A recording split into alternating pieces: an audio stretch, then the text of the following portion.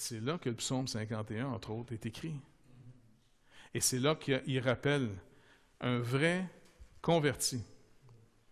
Une déclaration qu'il va faire, tu seras sans reproche dans ton jugement.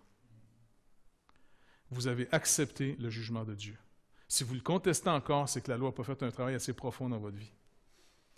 Un vrai ouvrier, un vrai homme et femme de Dieu. Tu sais, les gens matures, c'est par l'enracinement que ça se fait, pas par le développement externe, par l'enracinement dans la grâce de Dieu qu'une personne se développe. Mais ça ne se voit pas aux yeux des gens, parce que c'est dans l'humiliation, c'est dans le voir, c'est voir qu'est-ce que je suis, voir mon péché. C'est la loi qui me le montre. Et si je le vois, j'entends l'Évangile, je l'entends le message. Et là, l'Évangile produit un zèle.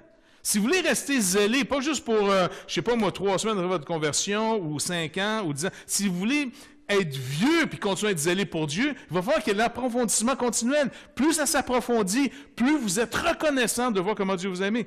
Et là, Paul, qui est en train de faire la description de tout le monde coupable, il n'est pas en saut-au-cache. Il commence avec les plus faciles. Ceux que tout le monde condamne.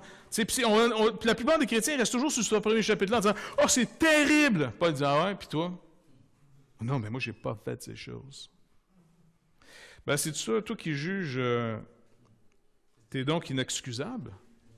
Parce qu'en jugeant les autres, en passant toi qui ne fais pas ces choses, ben c'est ça dans le contexte, le juge, là, celui qui juge tout le monde, qui est toujours frustré contre la planète entière, là, il a oublié qu'il ait fait ces choses-là, même s'il les fait pas. Parce que le but de la loi, c'est de te montrer en disant, mais comment ça se fait que toi, tu te retiens? D'où c'est que ça vient que tu retiens tes convoitises? C'est bien en passant de les retenir, mais tu n'as pas compris que s'il faut que tu retiennes, c'est que c'est là. Il y en a un qui l'a laissé aller, puis c'est évident et c'est condamnable. Toi, tu essaies de le camoufler, de l'étouffer, puis de le garder en dessous. Le but de la loi, c'est de dire, regarde, m'a amplifié ça pour que ça devienne évident que tu es perdu, digne de la colère de Dieu. Mais depuis quand on parle de la colère de Dieu, on n'en parle plus, c'est pas winner pas tout ça. Ça se vend mal, la colère de Dieu. Mais moi, si je ne suis pas délivré de la colère de Dieu, je ne suis pas délivré d'avoir d'un Dieu juste, alors d'être aimé de quelqu'un qui n'est pas juste, cet amour-là n'a pas grande valeur.